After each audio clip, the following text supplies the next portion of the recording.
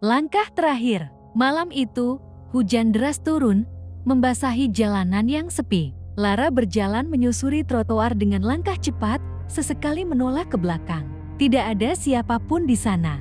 Hanya lampu jalanan yang berkedip-kedip, memancarkan suasana suram. Ia tak tahu mengapa merasa seperti sedang diikuti.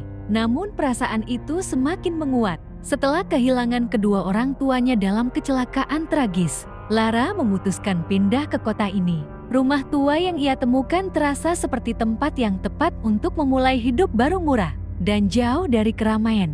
Namun, sejak malam pertama ia tinggal di sana, sesuatu terasa aneh. Malam pertama, Lara mendengar suara langkah kaki di lantai atas. Awalnya, ia berpikir itu hanya suara kayu yang berderak, tetapi langkah itu terdengar terlalu nyata. Malam kedua, ia mendengar bisikan samar dari dinding kamarnya. Lara berusaha mengabaikannya, tetapi semakin malam, suara-suara itu semakin mengganggu pikirannya. Pada malam ketiga, ia memutuskan untuk mencari tahu. Dengan senter di tangan, ia menjelajahi setiap sudut rumah. Suara langkah kaki itu membawanya ke sebuah ruangan kecil di belakang.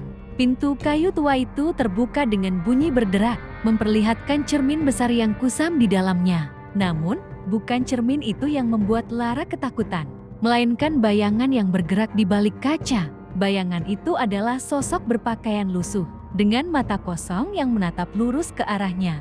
Sosok itu bergerak perlahan, mendekat meski Lara tidak bergerak. Tiba-tiba, tangan sosok itu menekan cermin dari dalam, seperti berusaha keluar. Lara mundur ketakutan.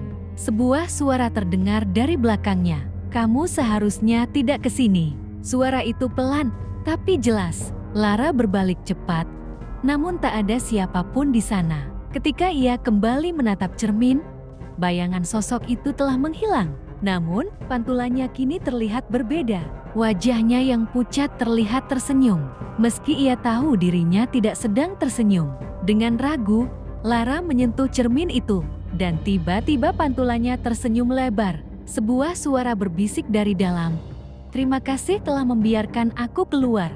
Langkah kaki yang semula terdengar jauh kini makin dekat. Lara berlari ke pintu depan, tapi pintu itu terkunci rapat. Langkah-langkah itu berhenti tepat di belakangnya. Cermin itu mulai memancarkan cahaya redup. Dalam kepanikannya, Lara mendengar suara yang sama.